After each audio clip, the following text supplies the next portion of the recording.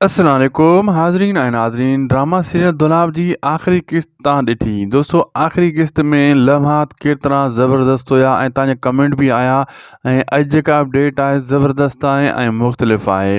दोस्तों मां ॿुधाईंदो हलां त हिन वीडियो खे आख़िर ताईं ॾिसिजो। अॼु बहितरीनु ॻाल्हि करण वारो आहियां, नई अपडेट तव्हां सां शेयर करण वारो आहियां। ऐं उदासी टीवी यूट्यूब चैनल खे ज़रूरु सब्सक्राइब कंदा, लाइक कंदा, शेयर कंदा। हलूं था जी अपडेट जी तरफ़। दोस्तों आख़िरी क़िस्त तव्हां ॾिठी, हर माण्हू ॾिठी।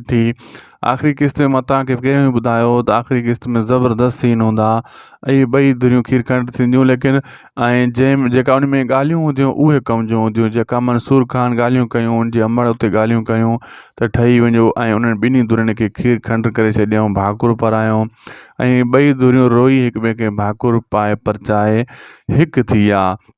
इहो हुयो मैसेज क़ौम लाइ। मां तव्हांखे पहिरियों ॿुधायो त जेका क़ौम जहिड़नि में फाथी पई आहे उन लाइ हिकु इहो मैसेज हूंदो त बाबा जहिड़े में कुझु न आहे हर शइ दिमाग़ ऐं ज़हन सां सोचे करे माण्हू पाण खे बचाए सघे थो जहिड़नि खां। इहो मैसेज ॾिनो वियो आख़िरी क़िस्त में, तव्हां ॾिठो।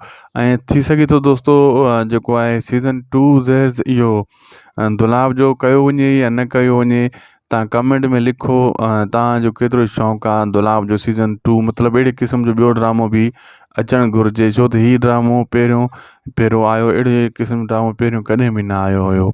असांखे ॾींदा इजाज़त, लाइक सब्सक्राइब ज़रूरु कंदा, कमेंट बि कंदा। अल्लाह हाफ़िज़।